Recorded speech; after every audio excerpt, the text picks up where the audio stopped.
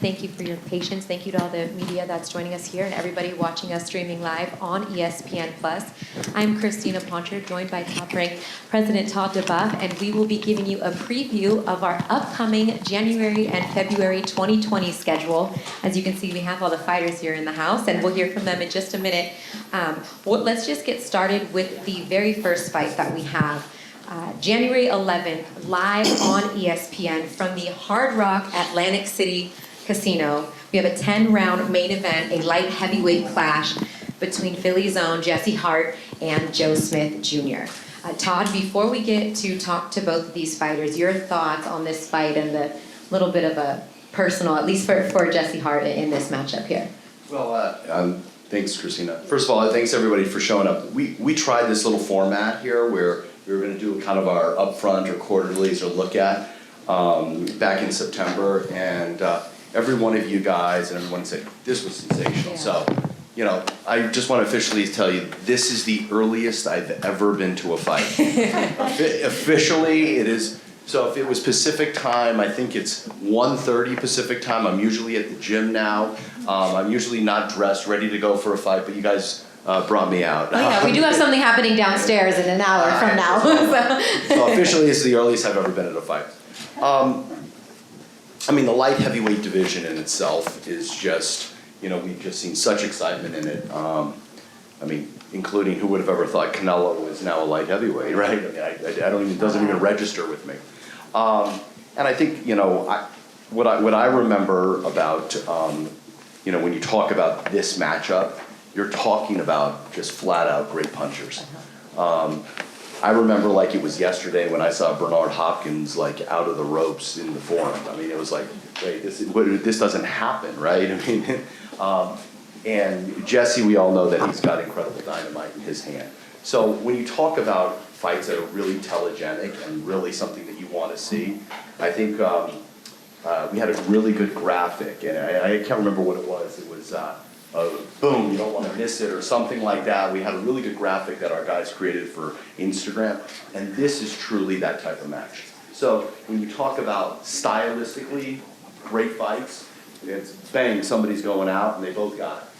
Yeah, and Joe, I mean, Todd brings up that moment against Bernard Hopkins. I mean, and you've been in spectacular fights since then, and you're in another one against you know, Jesse Hart. What are your thoughts on this matchup and you're anticipating as you get ready to start camp here for January 11th? Well, I'd like to just thank Top Rank and my team, Star Boxing, for, you know, this opportunity. And, you know, my thoughts, I'm looking forward to this fight. It's a big opportunity for me to, you know, get my face out there once again and put on a great show. I know Jesse Hart's coming to fight. You know, after what I did to his mentor, Bernard Hopkins, he feels some kind of way about it, and he's holding a grudge. So, you know, I know he's looking forward to come in there and possibly take me out, but I'm going there to do the same thing. Jesse, I know you feel like you're the best light heavyweight up here on this stage right now. How would you like to respond to Joe? And you do feel like it's a little bit personal because of your relationship with Bernard. Is that true? Yeah, that's absolutely true. I mean, 2016 was a rough year for me. It was a rough year for my city at the way. So that's why it's personal. And you know, he said he don't know who I am. It's like, yo, you know, January 11th, you gonna find out who I am. Because you didn't hurt just me, myself. Because my whole city was pressuring me about this fight. And I was still super middleweight. So when you keep hearing, you know, I'm winning fights, I'm doing my thing, but you gotta get Joe. Gotta get Joe. So that's the motivation, and that's why it's personal. It ain't this is aside from business. This ain't got nothing to do with purses. This ain't got nothing to do with what position I'm gonna fight or who I'm gonna fight after this. You got something to do. And I don't know how you look at it or how nobody else look at it, but January 11th, it ain't about no purse, it ain't about no position, it ain't about fighting for a world title after this or what happens. I'm going ahead and, you know, do some real damage and possibly get some damage done. I don't care what happens to me, but I gotta get Joe. And that's the mission. All right, Joe. I don't know, January I just 11th. hope he comes prepared, because I'm gonna be prepared. Joe, I'm and, prepared right now, Joe. real ready. I'm ready right now, Joe. All I right, stepped on the anytime. scale this morning, Joe. I was Anytime. 175, Joe. I'm ready now, Joe. We ain't So got you want to add I'll one be more bout to the allowed- card I'll be tonight? These guys, Okay, they're ready at to the go. end of the day, Joe, it's personal for me. So at the end of the day, I've been ready. I've been asked Bob, come, I'm ready to make this match. I've been in the air about this. Well, They offered I me hope this you guy bring next to that me. I anger say, to the ring. It ain't no anger. It's beyond anger, Joe. We know what we got to do. You know what you facing. You can tell everybody up here and try to fool all these cameras and say you don't know who I am. You know exactly what you facing. All right, well, more of this come fight week. It's going down January 11th from the Hard Rock in Atlantic City. 10 rounds light heavyweight clash. Jesse Hart, Joe Smith Jr. Stay tight, guys. We're going to talk to the other ones, then we'll pose you for some picks. Up next, just a week later, we're going to stay on the East Coast, January 18th, live from Turning Stone Resort in Verona. We have another light heavyweight showdown, this time between former world champ Eleider Alvarez. He's taking on Michael Cannonhan Seals. And if those two have power, that's something these two are known for as well. And they're both hungry to kind of either get back to the top or let people know who they really are in Michael Seals. I was just thinking about this, and I probably have to go to some boxing junkie or historian or somewhere in the audience, but I don't think in any weight class we've had four guys with this much dynamite in both of their hands up on the stage right now. I mean, you're talking about guys that are just lights out across the board. You know, I didn't know much about Seals, and my guys told me, hey, you got to watch this guy. And then I'm like, okay, we're deep in the light heavyweight division. And it's just a human highlight reel, right? And, you know, Alvarez is just a world-class fighter. We know what he has. When we signed him and, you know, did the Kovalev fight, we probably expected a repeat of the first fight. And had an off night, had an injury, he's coming back. But I don't think, there's no excuses there. But I don't believe, in any case, these four guys are in the top of the league to the light heavyweight division. And in the next 6 months to a year, you could see any of them or all of them having a piece of the title. Yeah, so definitely. that's the exciting thing about that division and where we've put our flag. And I think that's kind of what these guys feel like they have to prove. I mean, for you, Eleider, and Gardy, you'll translate for me, thank you. You've been at the elite level in the light heavyweight division, being a world champion. Most would say that's where you're trying to get back to. So what does this fight mean for you in your quest to get back to world title opportunity status? Primero que todo, buenas tardes. First of all, good evening. Gracias a Top Rank y a mi promotor Ivo Michel por esta nueva oportunidad. Thank you to Top Rank and my promoter Ivan Michel for this opportunity. Bueno, esta pelea significa mucho para mí porque siento nuevamente hambre de ser campeón. This fight means a lot for me because I feel the hunger again, the hunger to become world champion once again. Y tengo que dar lo mejor de mí como el año anterior para volver a ser campeón del mundo, que es lo que quiero nuevamente. And I have to give my best like I did like last year to become champion once again. Y primero tengo que eliminar ese obstáculo. Y el obstáculo que tengo ahora es mi próximo combate el 18 de enero frente a un boxeador como Michael Seal. Y voy a darlo todo para recuperar ese cinturón. But before all that, I have to take care of the obstacle I have in front of me, and that's Michael Seals. Once I take care of business, I'll retake my title once again.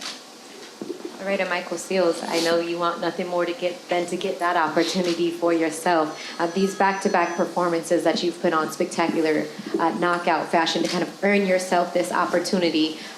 What has it taken for you to get to this point and you get an ESPN, a main event? I mean, maybe people don't know who you were if they're not watching our ESPN Plus undercards. I don't know where you've been at, but what would you like to tell people about Michael Seals and the opportunity that's at hand come January 18th?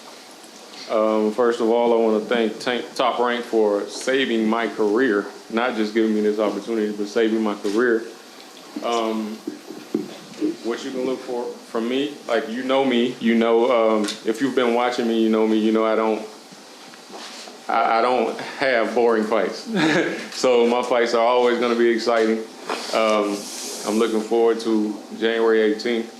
Eleider is a hell of a fighter. Been watching him for a long time. World champion. When he won the world title, I teared up too because I know that feeling, and I've been trying to like chase that title for a while, and so when he won the world title, I was happy for him, just like it was myself. But on January 18th, I got to take care of business, and I got to provide for my family. I got to make my dream come true, like that. His dream came true. It's time for mine to come true. So you guys look forward to on January 18th. You guys look forward to an exciting fight, world-class fight. Both of us are world-class athletes, world-class fighters. So it's going to be an exciting fight. I'm looking forward to it, man. My palms are sweating right now, man. I'm so like amped for this fight, man. Like this is the fight of my life. I don't know what it is for him. Maybe it's just another fight for him, but this is like the biggest fight of my life. So I'm ready to pour it all out, man.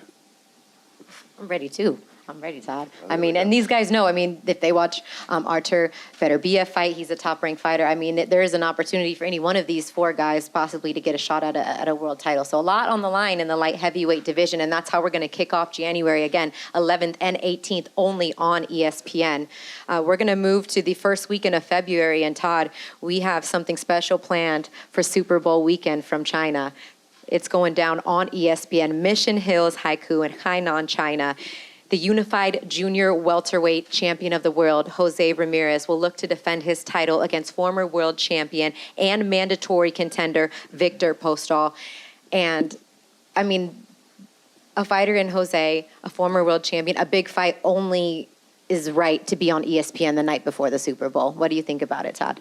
Well, I think if I'm correct, the first time we did it was last year. We took that Super Bowl Saturday. It was Super Bowl Saturday of where Eleider and Kovalev were fighting, and then we put that with Teofimo in a fight and also Oscar Valdez, and we consolidated kind of the show and then did linear to plus. It's Super Bowl Saturday. It's Super Bowl weekend. You're not going to get much bigger weekend than that in sports. Obviously, a lot of attention goes to the Super Bowl, but a lot of people are glued into ESPN to get a lot of information in sports, and we're going to be at the home and the epicenter of it. We may be a really long way away. At the home of it. Our Super Bowl Saturdays in China. Right. We've named that the Super Bowl of China. Mm-hmm. Now that we have a trade deal, it's appropriate. Listen, that fight to me this fight to me, the Postol Ramirez fight has two very big meanings to it. One is it's great to have Jose back. We let him go on somebody else's platform and kick some ass. And then he got hurt. Good to come back home. And what he said was, I'm coming back to ESPN right on the other platform. With the other belt, right? Really appreciate it. All right, great to have you back. Lent you out for one ass whipping, now you come back. All right. To deliver that. The other thing is, Postol was a top-ranked fighter. We did a lot of fights with him. Never forget when he knocked out Matisse at Home Depot, and then took care of business. And then obviously when he fought Terrence in a significant unification fight in the summer, back when HBO said, "Well, we didn't want to put that on pay-per-view," so appropriately. So know the guys real well. Two class guys, elevated, top, like we talk about, 50-50 fights, really competitive fights.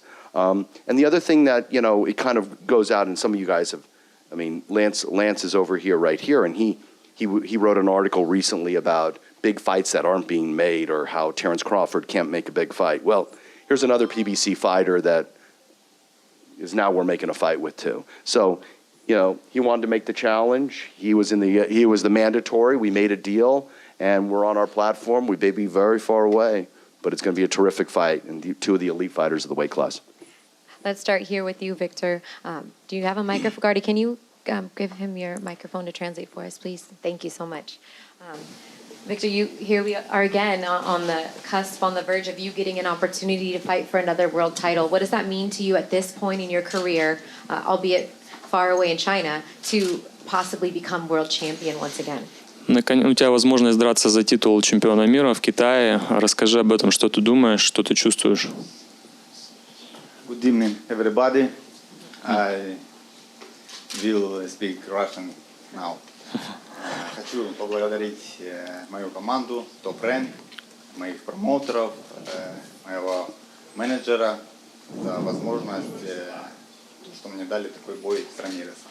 То, что мы будем боксировать в Китае, я доволен и надеюсь, все сложится хорошо. Good evening, everyone. Thanks for being here. It's a big opportunity for me to fight in this card, and I would like to thank Top Rank, my promoter, my manager, for the opportunity to fight there.